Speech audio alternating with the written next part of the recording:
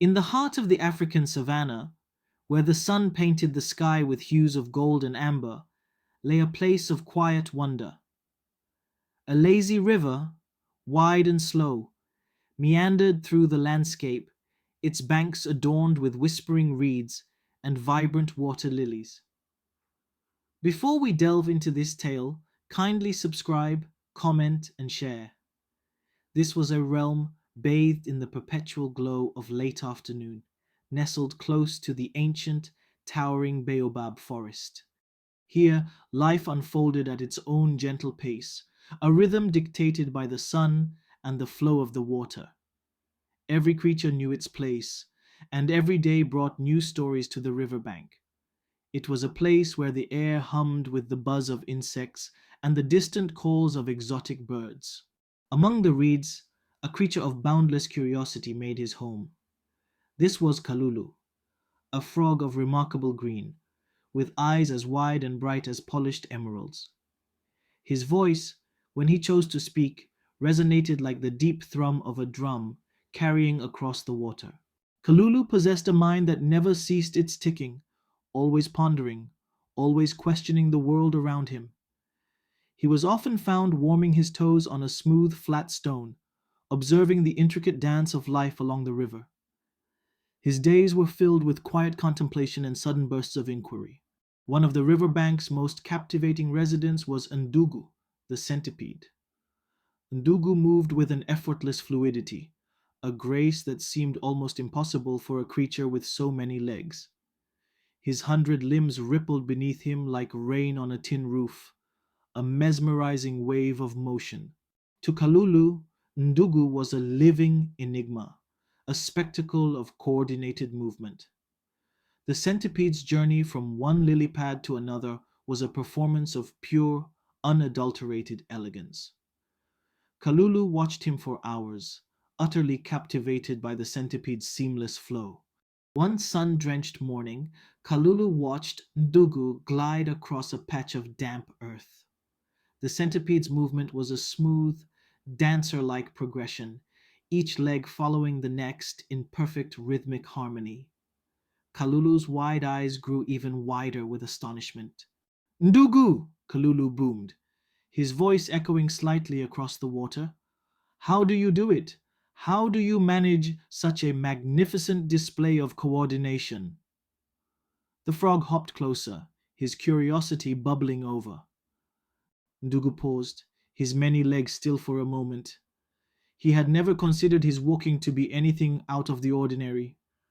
It was simply what he did, a natural part of his existence. Kalulu, however, was not so easily satisfied. He began to bombard Ndugu with a flurry of questions, each one more intricate than the last. Do you start with the front legs, or do you begin with the ones in the middle? He asked, tilting his head. Is it left leg 27 before right leg 14, or do you alternate in a specific sequence? Kalulu pressed on, his voice a rapid-fire drumbeat of inquiry. How do you keep them all from getting tangled? He wondered aloud about the sheer complexity of it all, the incredible coordination required for so many limbs. Surely with 100 legs, there must be a moment of confusion, Kalulu mused. Does one ever get lost, or perhaps decide to go in a different direction? Ndugu, who had always simply walked, initially dismissed Kalulu's questions with a shrug of his segmented body. I just walk, Kalulu, he replied, a hint of bewilderment in his tone. There's nothing to it. One leg after the other, I suppose. He had never given his movements a second thought, never analyzed the intricate dance of his own body. Walking was as natural as breathing, an unconscious act. But Kalulu's persistent inquiries began to chip away at Ndugu's simple understanding. The frog's relentless curiosity sparked a strange moment of self-awareness in the centipede. Ndugu found himself trying to recall the exact sequence of his steps, attempting to understand the mechanics of his own gait. He started to analyze what had always been an effortless flow. Ndugu took a tentative step, then another, his mind now fully engaged in the process. He tried to feel which leg moved first, which followed, and in what precise order.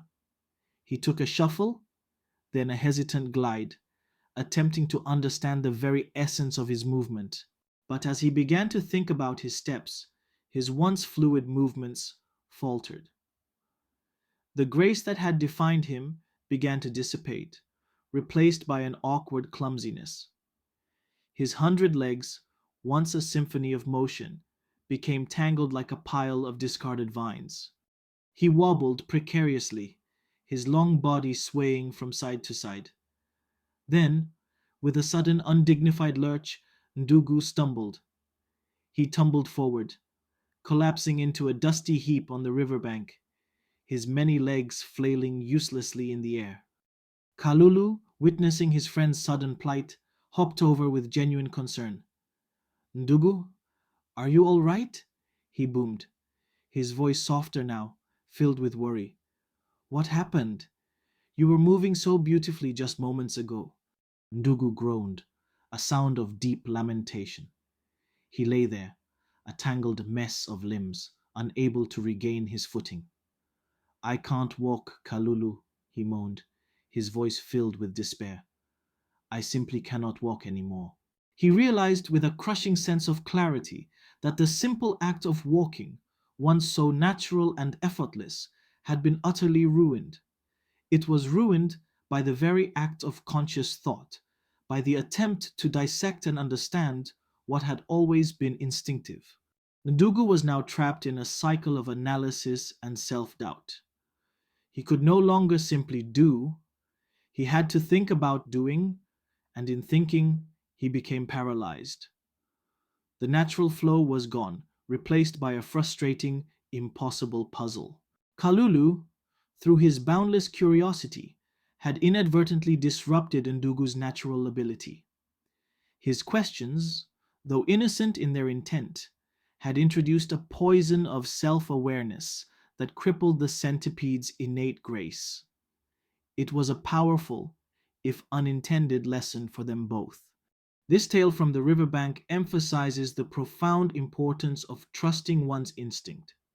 It highlights the critical need to avoid the pitfalls of overthinking, especially when it comes to abilities that are deeply ingrained within us. Sometimes the best way to perform to truly excel is to simply let go. It encourages us to allow nature to take its course, to permit our inherent talents to unfold without the interference of excessive analysis.